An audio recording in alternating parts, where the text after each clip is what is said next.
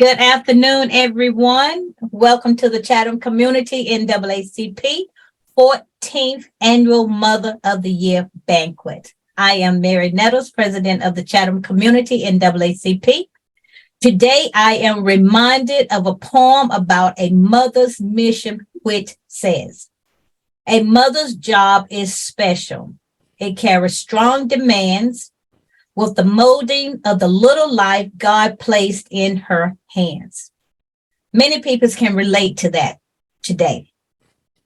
Our program this afternoon will begin with scripture by Deborah Turrentine, followed by a moment of silent prayer. And then I'm going to ask you all to please mute your device by turning off your audio and video camera. It will reserve bandwidth. And Reverend Harrison, I would hate to put you on the spot, but when we do our moment of silence, if you would like to pray for us, please help yourself. If not, we'll just take the moment of silence. So at this time, we will hear from Deborah Turrentine. Good afternoon. I will read two sections from the Bible. The first one from Exodus 20:12. Honor thy father and thy mother, that thy days may be long upon the land which the Lord thy God giveth thee.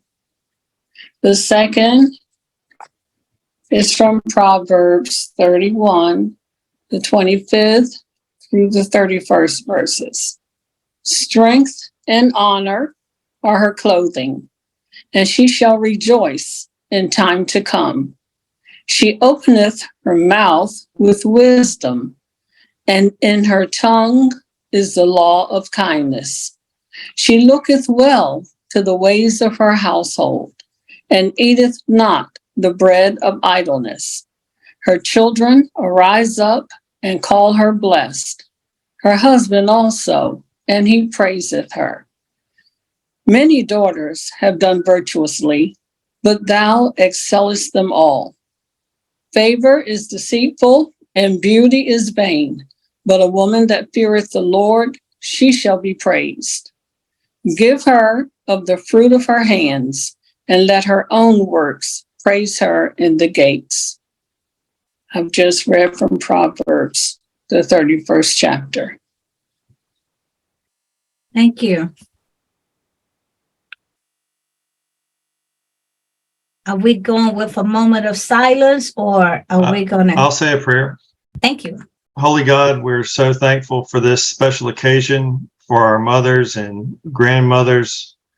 We thank you so much for everyone gathered here for the special Mother of the Year and our great guest speaker, Representative Reives.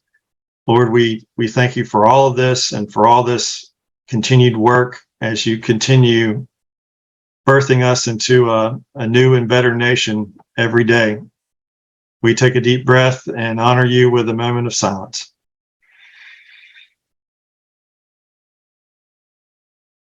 Amen. Thank you. At this time, we will have the mission statement read by Ms. Adele Kelly. Adele, you're muted. Thank you, Mary. Our mission is to achieve equity, political rights, and social inclusion by advancing policies and practices that expand human and civil rights, eliminate discrimination, and accelerate the well-being, education, and economic security of Black people and all persons of color. Thank you very much. Beverly Bland was to recognize our Mother of the Year, and I don't see her on it this time. She's on. Beverly, you might need to click the internet audio, the microphone button so that you can join the audio.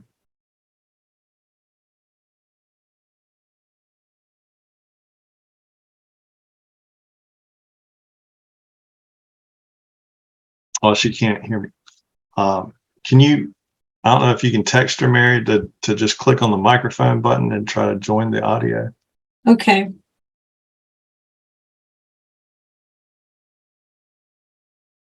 or she left and might be rejoining. Maybe that's what she's doing.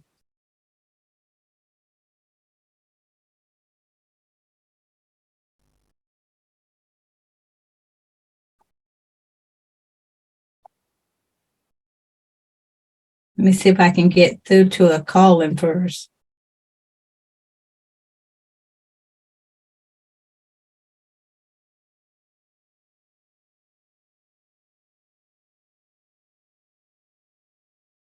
Mm-mm.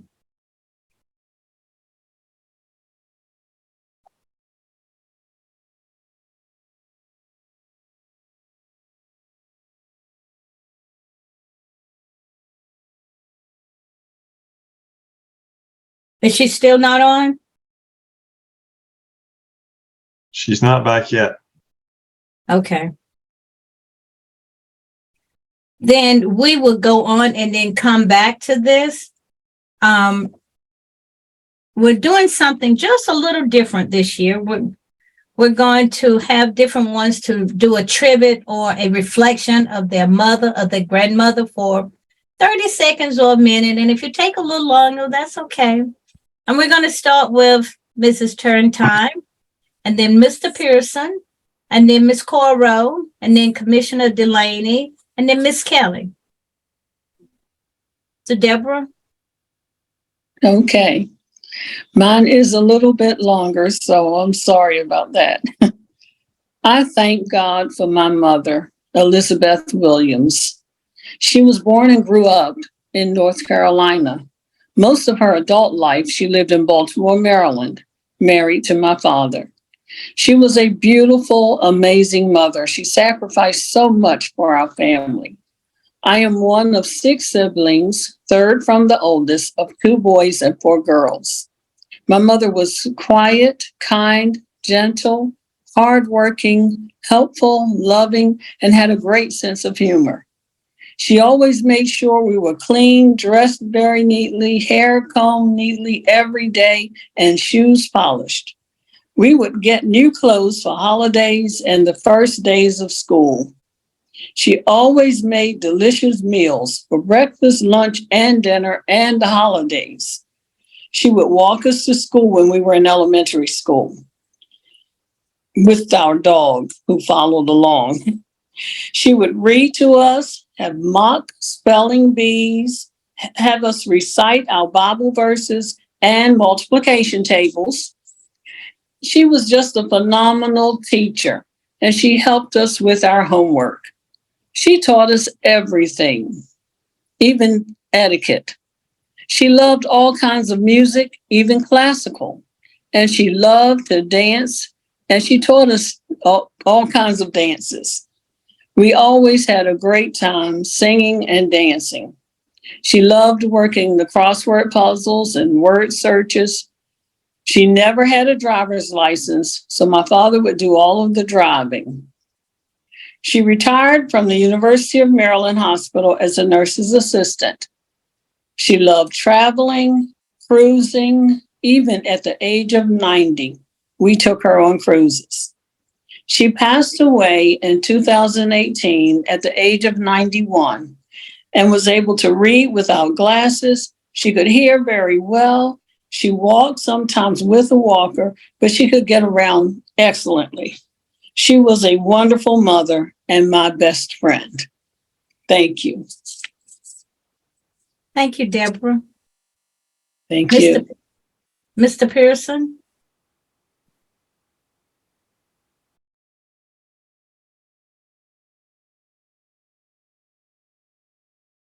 Sorry about that. Thank you for the opportunity on this Mother's Day to remember mothers. And Representative Reives and Dave Delaney, we're very happy to see you here. And I know a lot of people in this audience strongly support what you stand for and what you're trying to do. My mother was born in 1912. When she comes from a family of Presbyterian ministers and doctors. Her father was a doctor, and he died from pneumonia from visiting a neighbor during a bad winter in 1914 when she was 2 years old, leaving her mother, who was pregnant at the time, to raise 3 children and the child who was later born to be 4 on her own. My mother was a pretty smart woman, and so when she was 18, she got a scholarship to a little church school in South Carolina called Erskine. And when she was about to graduate 4 years later during the Depression, she wrote home and asked if there was somebody who could come and watch her graduate. And the minister wrote her a lovely letter, which I have a copy of, explaining that there was no one who had enough money to take the bus from Western Tennessee to South Carolina to watch her graduate, so she would have to do that on her own. She taught school in Gadsden, Tennessee. I found her salary. She received $37 a month to teach school. And in Tennessee at that time, the state didn't have the money to pay all its teachers, so it issued IOUs, a script to teachers, and they would trade those in at the local grocery store or clothing store in order to be able to buy the things they needed for life, and the state would later redeem those. She raised a family of 6 children, which I was number 2. We were all born in our family's home, except for my last youngest brother. When he became old enough to go to school, she re-entered the teaching profession.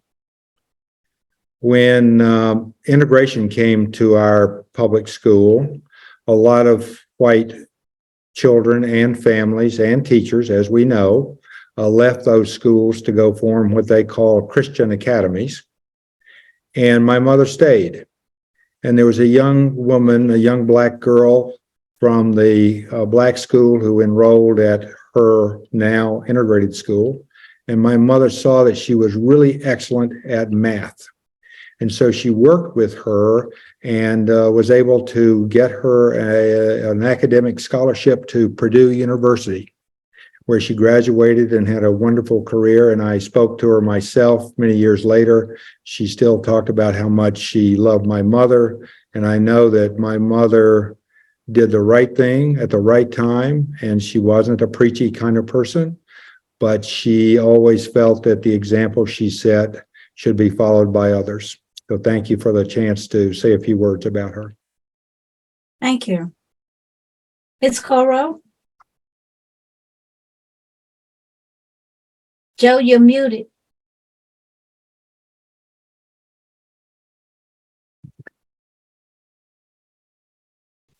I don't see her. Oh, there she is.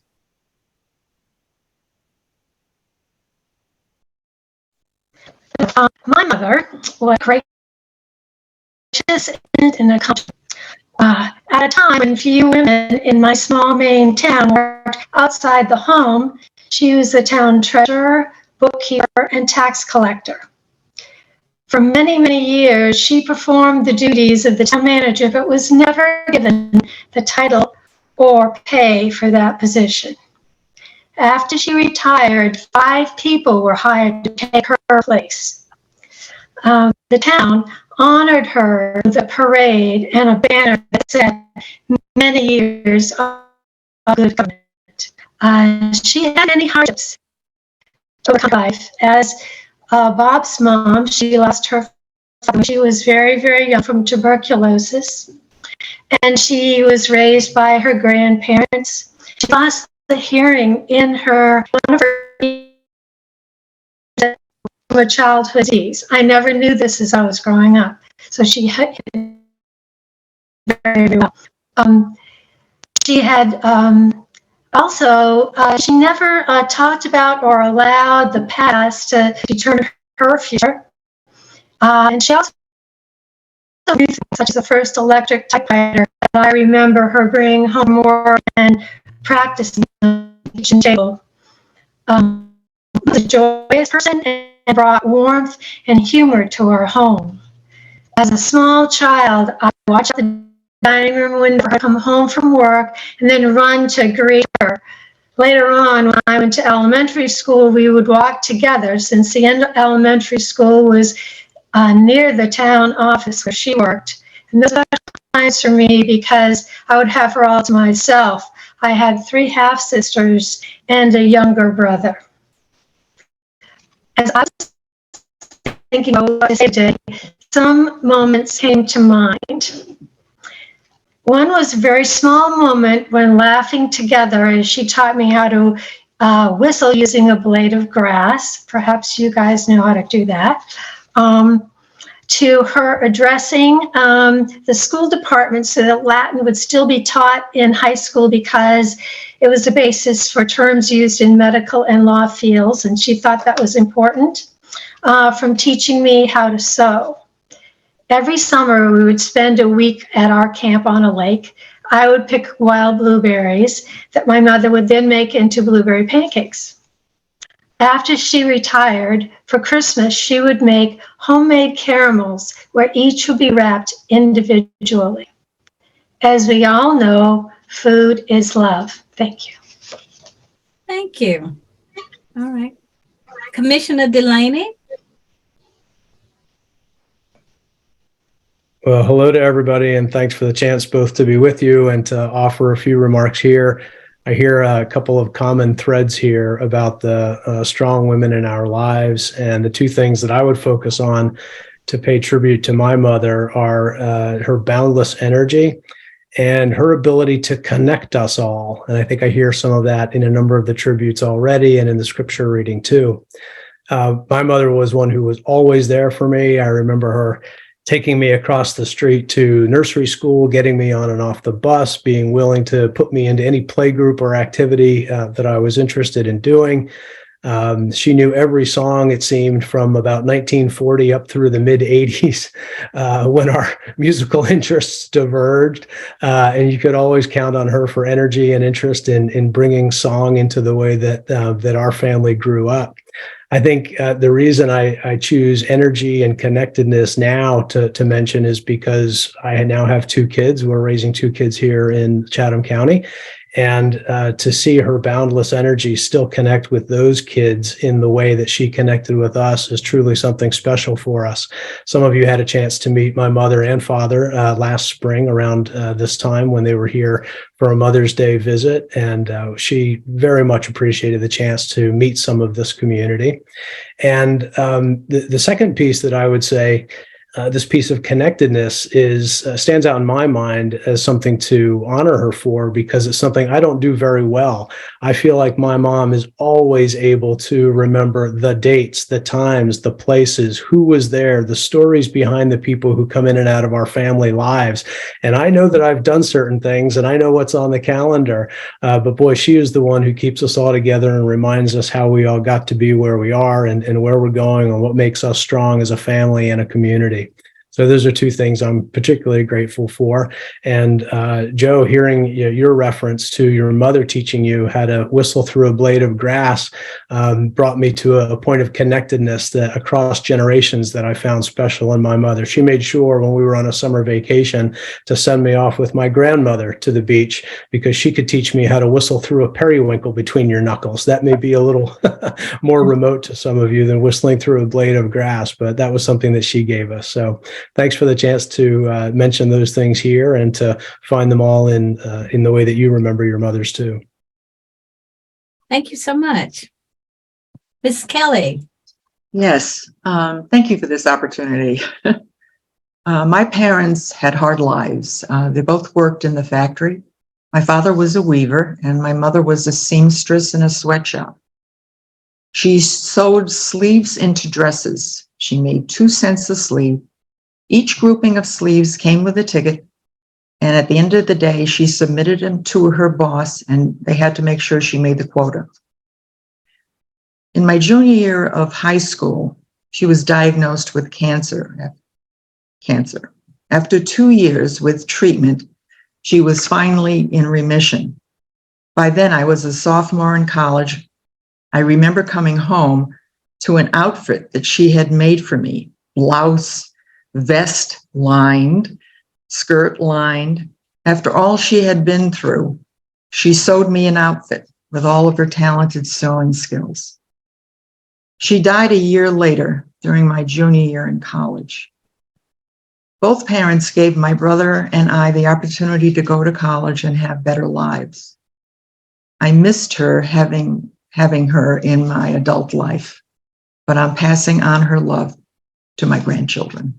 Thank you. Wonderful. Thank you so much. We do have Beverly Bland on the line. So Beverly, at this time, will you unmute and introduce our Mother of the Year? Recognize her, please. Yes.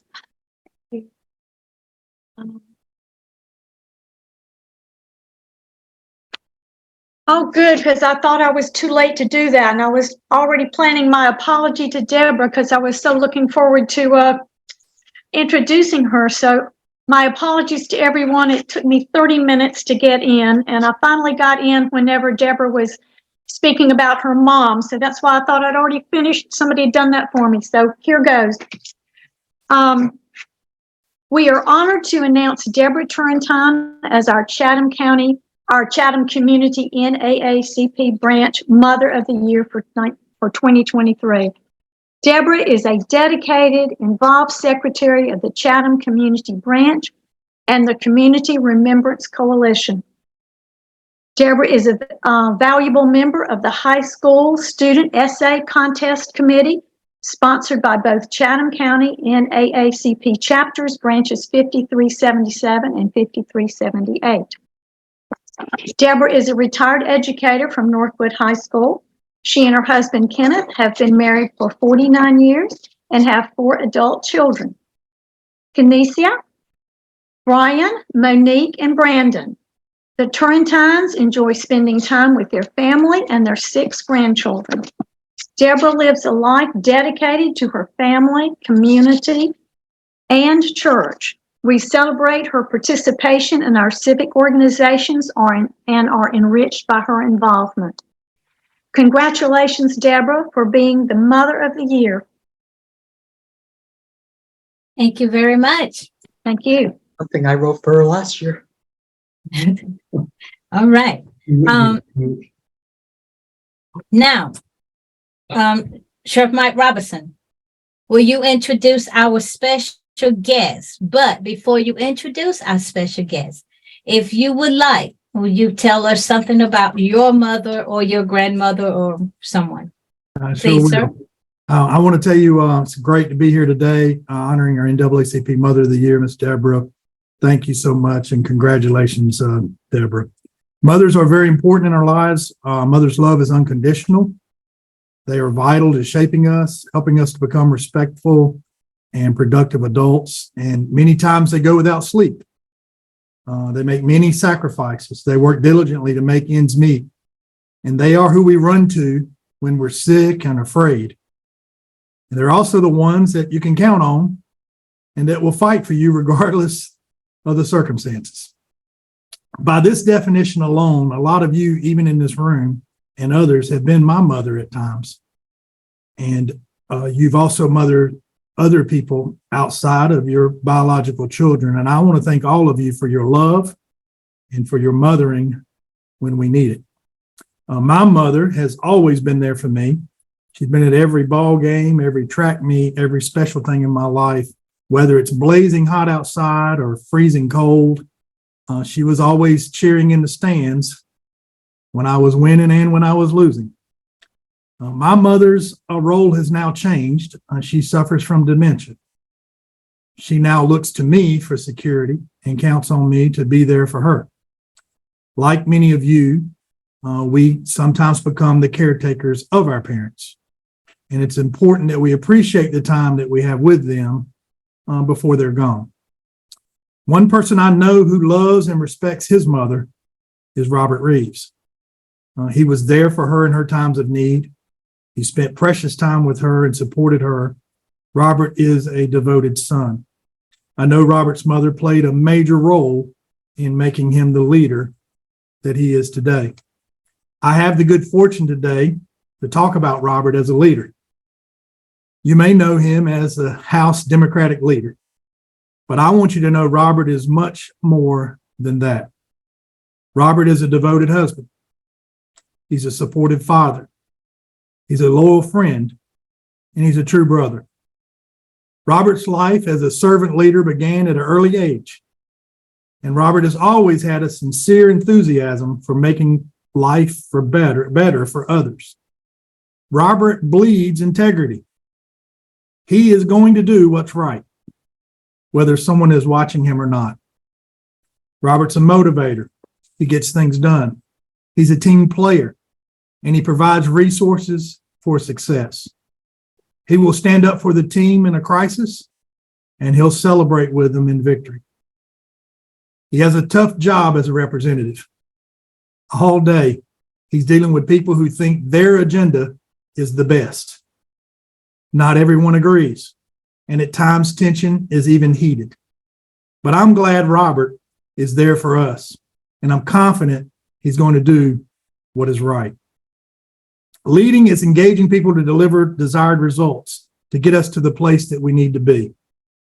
You know, Robert's job is a lot like steering a rowboat. I don't know if all of y'all have steered a rowboat before, but to navigate that boat, you must pull on the oars together and with equal force. There must be balance in what you do. If you only pull on one oar, the boat will only go in circles and you'll never get to your destination. Being the house leader is like rowing a boat. Any day, there could be unexpected winds, rocks, high rapids that block your way. Some days you get tired of even fighting the current that you're in. Sometimes you'll have to favor one oar temporarily just to change the direction in where we're going. But with Robert's leadership and inspiration, he calms the storm. He finds a path between the rocks, and he brings some sense of peace to all of us. Great leaders aren't etched by their position or title. They take risk and they hold themselves accountable. This is Robert. He's decisive. He's effective. He can steer us in the right direction through the rocks and the rapids, through the wind and the rain to a better tomorrow. Thank you, Robert, for working from your heart, for caring for the people you serve, for keeping the boat afloat. Thank you for striving to make life better for all, for motivating us, for encouraging us, and empowering us to be the best that we can be. We all appreciate you and your work, Robert. It is my absolute honor to introduce my friend, my brother, and our North Carolina House Democratic leader, Representative Robert Reives. At this time, Representative Reives, we will hear from you. All right. Thank you, Mary. And thank you for having me today, Mary. And thanks for all your tireless work. I know that your job is just as with mine, that you have to put in a whole lot of hours that people don't know about and do a whole lot of things. And you've got to stay the cheerleader no matter what. And you've done that the whole time I've been here, and I appreciate that. And thank you, Mike, for such a kind introduction. You know, we don't know how lucky we are to have a sheriff like Mike. And I really do mean that. It is a tough time to be in law enforcement. It is a tough time to be part of a community. And Mike's been the same as what he described with me, as somebody who always is going to do the right thing no matter what. And I want to thank all of you for being on here today. I don't want to start calling out names because I could spend most of my time speaking, calling out the names and what you've meant to me.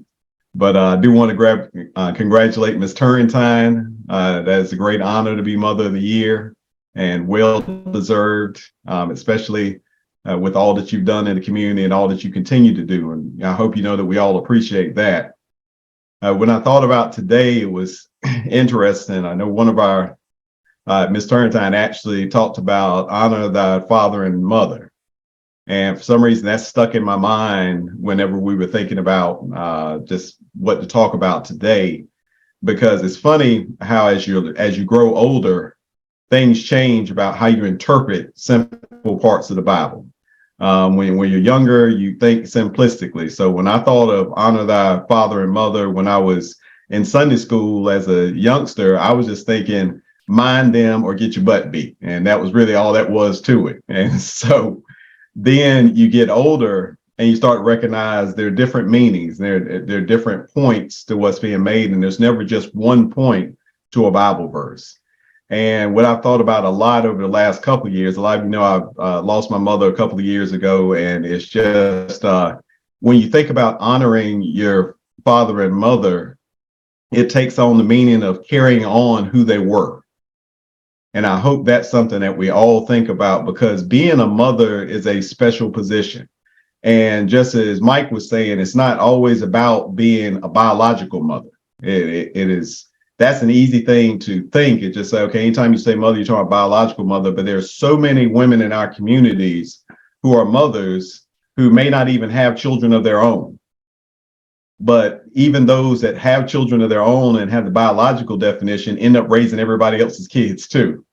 And that's a big deal, because when you think through your life, I would imagine you think of all these strong women who helped you get where you were. And my immediate thoughts as people were talking about their mothers was not just about my mother, but my grandmothers, my godmother. My godmother never had children of her own. She passed last year. She was 94 years old, and she was a mother to everybody because she was an educator. And she didn't, and it didn't stop right there. I had a chance to talk last week about some educators I'd had and things of that sort, and she was exemplary of what that was, because it didn't stop once you got out of her class. It didn't even stop once you got out of her school. It didn't stop once you were grown and on your own. You were always one of her kids, and she was always keeping up with what you did. And that was something I appreciated with my grandmothers. Both of my grandmothers ended up taking on the role, not just for their kids. My maternal grandmother had 5 of her own, adopted 1. My paternal grandmother had 3 of her own and raised countless other cousins. And it was just that their goal was to make you the best that you could be. And a lot of that was by showing you how to be. A lot of people can tell you how to be good. A lot of people can, again, read Bible verses. They can talk to you about what's supposed to happen. But the hardest thing in the world is to live the life that you're talking about, because we're all human and it's tough. But what happens when you become a mother, it makes it all different. It makes you realize this isn't just about me.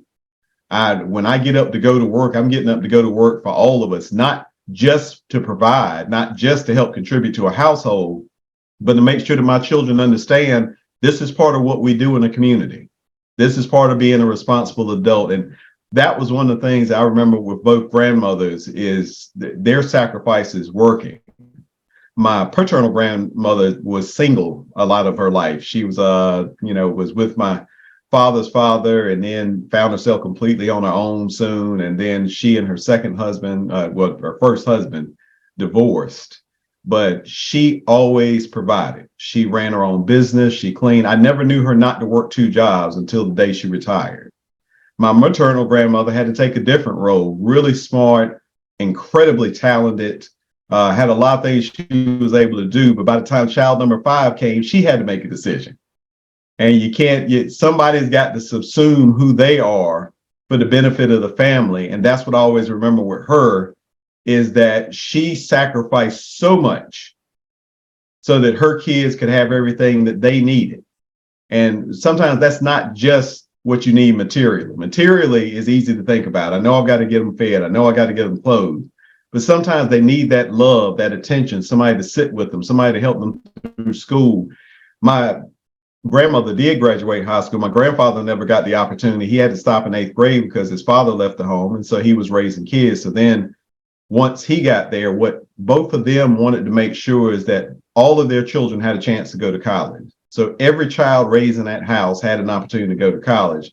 But that took my grandmother being the one to sit and work with them, to sit and do things with them, to make sure that they had what they needed for school. She was an incredible seamstress. She used to make clothes for everybody. I remember one of my cousins getting married when I got older, and she made the wedding dress and all the bridesmaid dresses and all this. I mean, just really incredibly talented. But she made clothes for all of the kids when they went to school. So when they went to school, they looked their best. They might not have spent, however many dollars that was back then on their clothes, but they always looked like it. And she took care of it. She made sure to stretch everything out. But that was an incredible sacrifice. But what that did is that then taught her kids how to be a mother, not just a mother, but a parent. And so when I was lucky enough to be born to my mother, that sacrifice became evident. She again was just like my grandmother, really, really bright and intelligent. In fact, I had a chance this week to speak at a function that had a lot of people who are now with Duke Energy. But of course, for those of you that have been here a while, you remember it used to be Carolina Power and Light.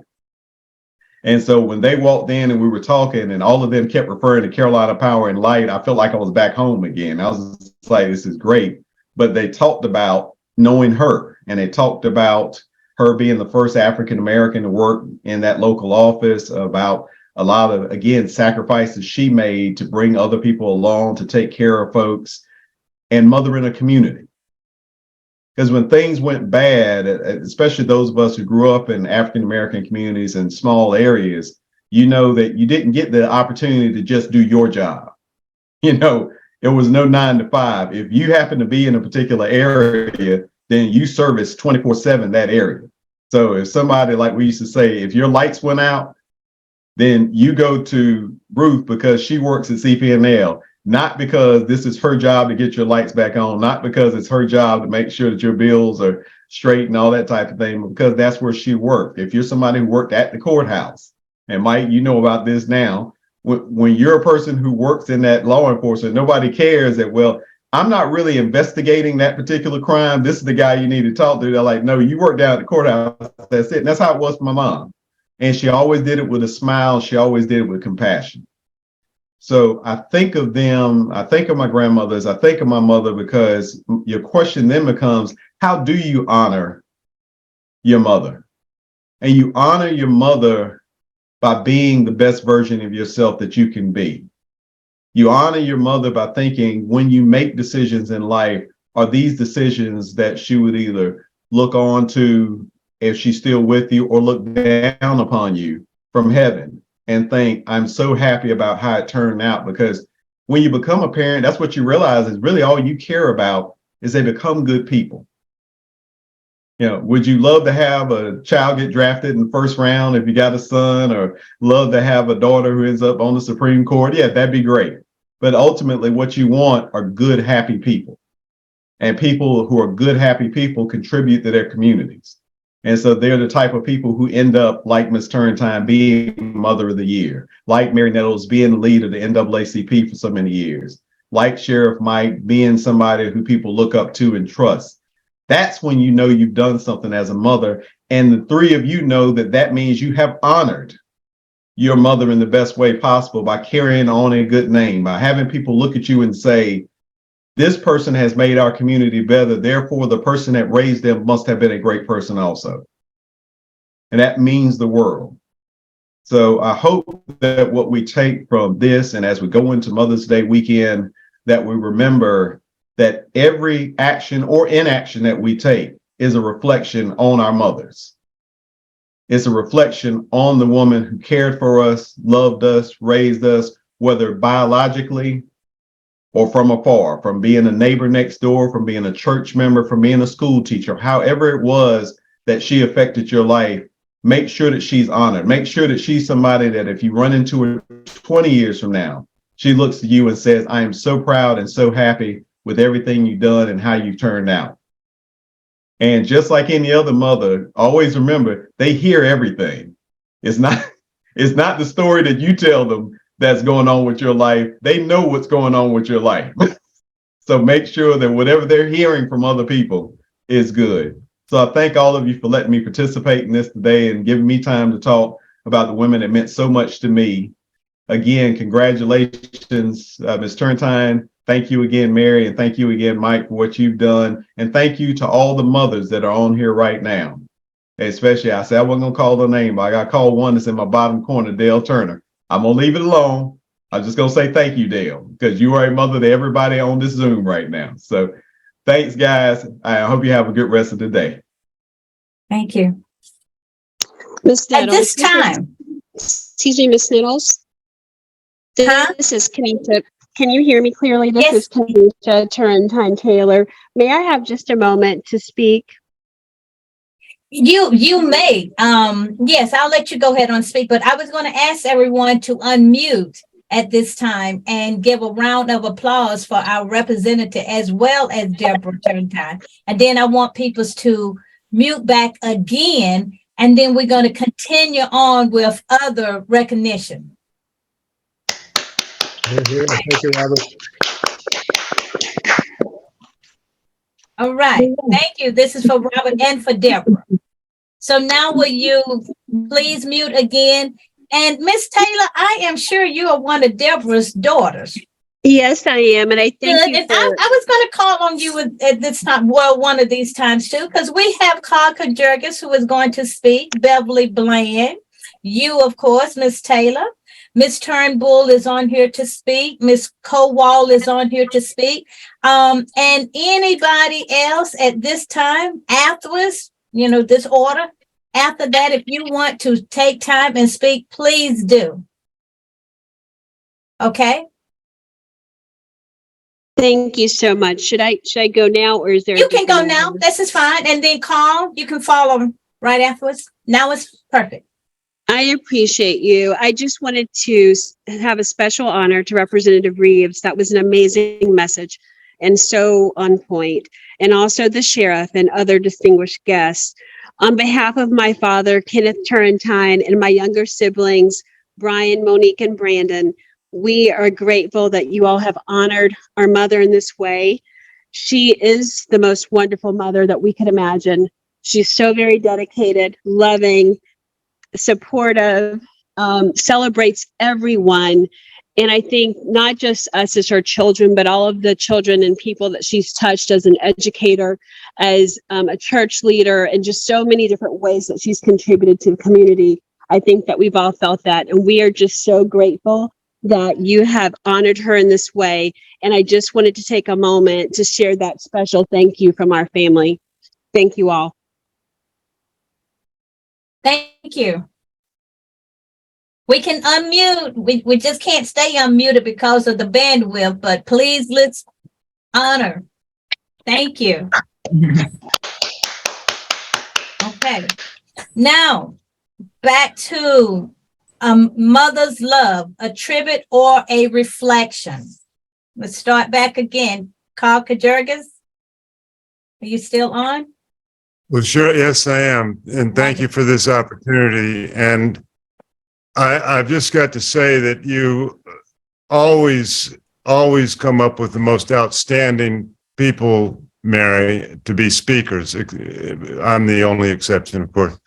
Robert Reives and another speaker we had is now on the North Carolina Supreme Court. And so this is always just a great event, and it's always good to be part of this community. So I appreciate it.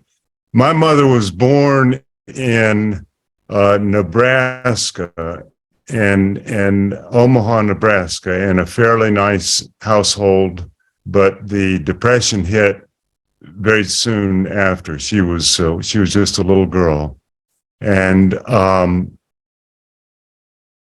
she learned a lot about life then when the Depression hit. They did help feed the hungry at her house.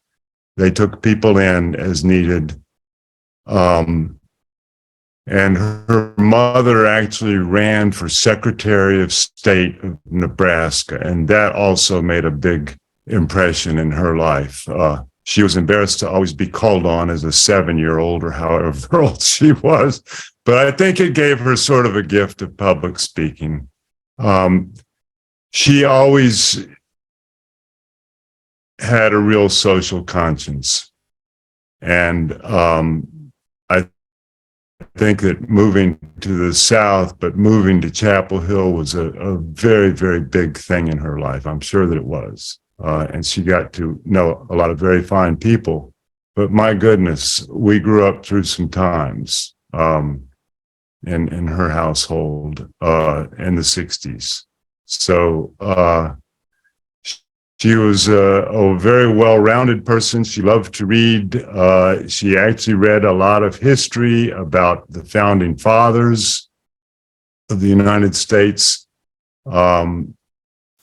She was quite politically involved and very passionate about her politics, as some of us could testify.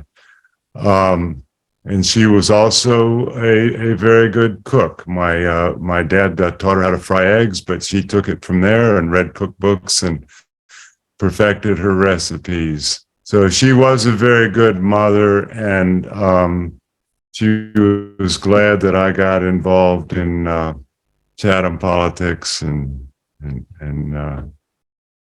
And she died in 2018, also at the age of 92. So thank you. Okay, thank you so much. I see Delcina hand up. Del?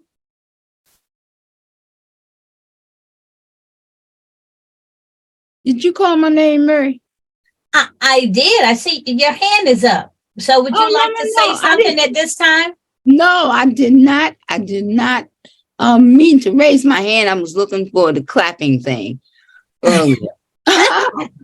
But no, I'm actually, and I apologize for people not being able to see my face, but I'm getting dressed to go to Raleigh for an event, and you don't want to see me right now and what have you. But the program was great, Mary. I'm going to be leaving here in a few minutes. I'm not trying to take up anybody's time, but I want people to understand, that mothers are like the most important people in the world, actually. Next to children. Children are the most important, but mothers, there wouldn't be any children if there weren't for mothers. So everything that everybody said was really moving and very true and what have you. And my mother was right up there with them. She was a giving person. So I guess that's where I get that from, because I love to give things away. I love to find things to give people, because even though she was a Chatham native, even though she lived in New York most of her life, she was always thinking about Chatham, always sending money back to the church, always sending money, clothes and other things like that for people. And yeah, that rubbed off on me. So basically, that's all I really want to say, because I got to get out of here. Thank you, though. Thank you. Thank you, Dale. Okay, Miss Bland. Okay. Thank you, Madam President. And thanks again for this opportunity to share about my mom. And I've certainly enjoyed hearing the tributes from others. It's just really heartwarming. Looking back, I see my mother in a lot of different ways. She was strong, independent, loving, patient, and wise, and sacrificing, and I could go on. She was born in 1915 and the ninth of 13 children, and her father died when she was 4. So she had a lot of obstacles in her path. And at 16, she came to Pittsburgh to live with an older sister and went to work in Chatham Label Mill, and then married my dad at 18. But when I was in the 9th grade, and she began working at Memorial Hospital, she had an opportunity to get her GED. And at that time, she was almost 50. And that certainly made an impression on me. Her actions were speaking as loud as her words when she had been encouraging us to do well in school. She really meant it. And as a younger child, my 2 siblings and I loved hearing her read stories, and she loved poetry, so she read a lot of poetry to us, and that was long before I could ever read. And she played the guitar by ear, and she sang lots of old country songs, crying type songs too. And she played guitar by ear, okay, and sang hymns to us as well. She loved words, and she, again, encouraged us to do our very best in school. We sat at the kitchen table if we had homework, and she wasn't hovering over. She was monitoring from a distance. She had a strong biblical faith and practiced it.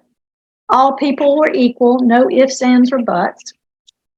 And I recently, in the last few years, remembered that as a child, I had asked her, why were there colored and white water fountains? And she simply and quietly said to me, some people don't believe that people are equal, that colored and white people are equal, but we don't believe that. So that was just the end of the story. There was no need for any more questions. That was it. So I am so blessed to have had such a wonderful mother, and just can't say enough kind things about her, but I will stop there. So thank you again for just the opportunity to share that. Thank you. Thank you. Mrs. Turnbull. Hello, everyone. And thank you, Mary, and thank you, Representative Reives and Commissioner Delaney and Sheriff Robertson and everyone here. It's just been wonderful to hear. I think what I want to use my time for is to capture my mother in one word, and that is love. She was so incredibly loving, and her love came from this personal relationship that she had with God and with Jesus and with the Holy Spirit. I mean, she was so filled with Christian love. And this love was very actionable. I mean, she would make many cakes at Christmas, and she would give cakes to the men who picked up the trash, to the people who worked in the back of the post office. I mean, she was always looking for people who maybe didn't get their thank yous, and she was providing those thank yous. To her, my sister and my dad and I, she was just such a wonderful mom and wife.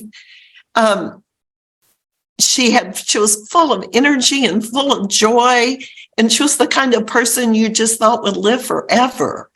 But when she was 60, she was diagnosed with cancer and given 2 weeks to live. It was just the shock of all shocks of my life. But what she taught me most, she taught me a lot about how to live. But I think maybe what I'm even more grateful for is she taught me how to die, because it was so powerful to walk with her in her absolute faith that God's will be done in her life. She didn't pray to be healed. She prayed that God's will be done. And she had the most glorious transformation from life to death. We read about some of these life after life experiences, and I was so lucky to be able to witness that. And in fact, I think one of the best things I've done in my life is I have these index cards. I was like 23 years old. And it was so incredible that I just grabbed these cards in the hospital room and started writing down what she was saying, because I just thought, I can't forget this. And it was things like, the end is truly the beginning, and I'm in the land of the dead and I'm beginning to live. My heart is bursting with love and I've never been happier. And she said, honey, I just can't explain what it's like when you move from one plane to another, but I can tell you that it is an experience that is filled with glory. Well, that will stay with me until the day I die. And after she died, at her service, a beautiful butterfly came and flew all around us all and flew all around her casket at the cemetery. And so many times throughout the years, now over 50 years, butterflies have appeared when I've needed them most. And so I think what she taught me more than anything is what Viktor Frankl wrote in his book after being in one of the German concentration camps, that love is stronger than death, and that love truly lives to infinity. And for that reason, I am so grateful for my mom today. And thank you for letting me share. Thank you. At this time, Ms. Kowal. My mom was born in Germany and came to this country when she was 2 years old. Her father died when she was very young. My grandmother remarried, but he also died. So she was basically brought up by my grandmother, who worked in a factory. They lived in Hoboken, New Jersey. Anyway, that was just her earlier life. She married my father when she was just turning 19. But the thing I remember most about my mother was when I was a young adult, how she was the person I would turn to and talk to about different things, and how she would help me figure out when I was thinking of marrying someone, if it was the right person or not. And she would really help me to clarify what I was thinking and listen. She was a great listener. but she also gave great advice, and she was very loving and was a great mom.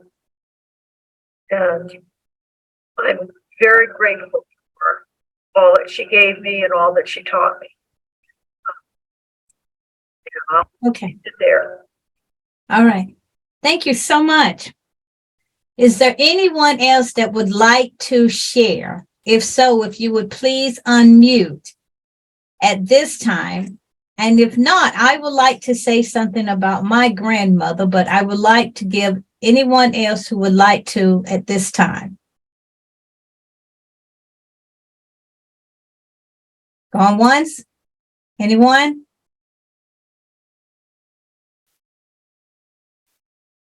Okay. Well, I guess it's my time. Well, I had two mothers, and they were great. They shaped me as the person I am today. But the person that sticks out in my mind was I learned at an early age I had a guardian angel in heaven named Grandma. My grandmother was blind. I grew up in a little small village outside of Pittsburgh, 2 miles from town. Everybody in it was my cousins, aunts, uncles, and it was a family. One of my cousins, we used to talk all the time, but I have no clue what we talked about.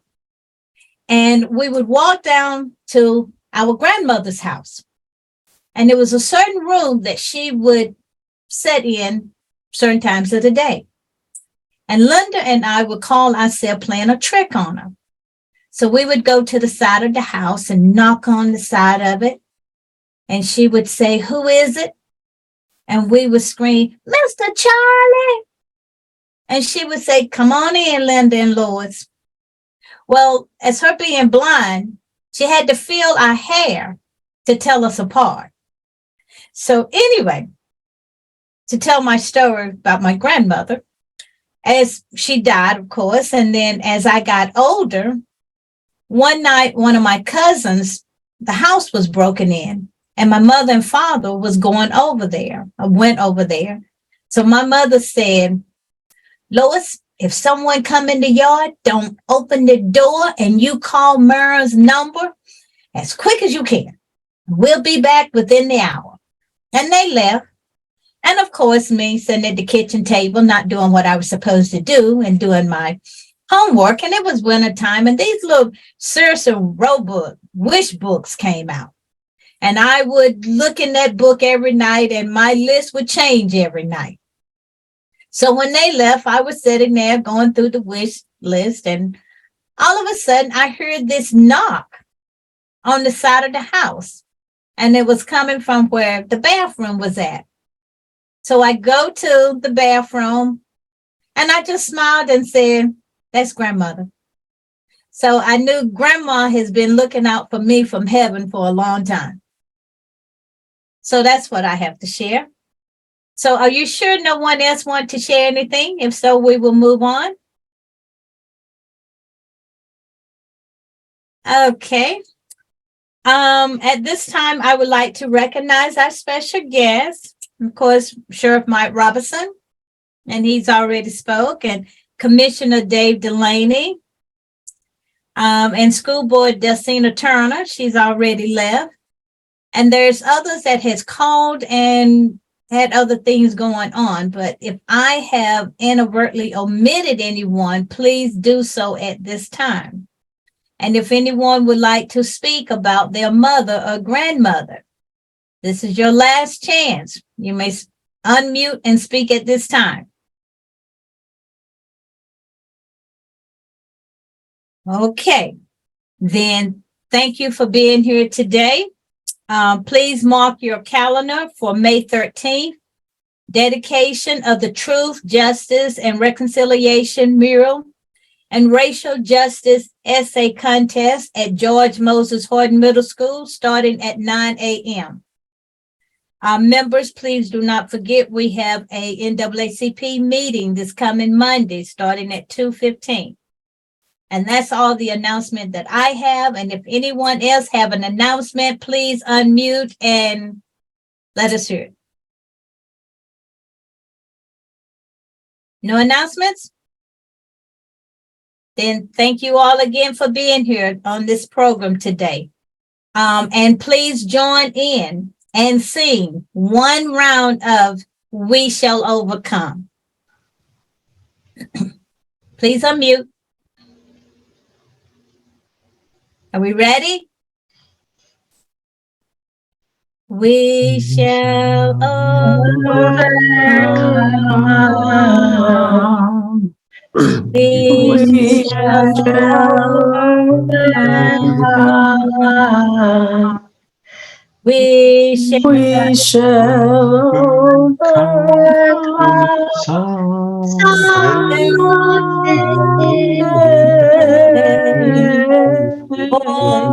Holding my heart, I believe we shall overcome someday. Reverend Harrison, if you don't mind, will you say a prayer and close us out? Sure. Holy God, thank you so much for this special day and this special program, and for you leading us along and reflecting your love through so many amazing mothers in our life, our biological mothers, our grandmothers, and all the people in our community who have mothered us and continue to mother us. We thank you so very much. Help us pass it forward by being the people that they knew we could be. In your holy name, we give you thanks. Amen.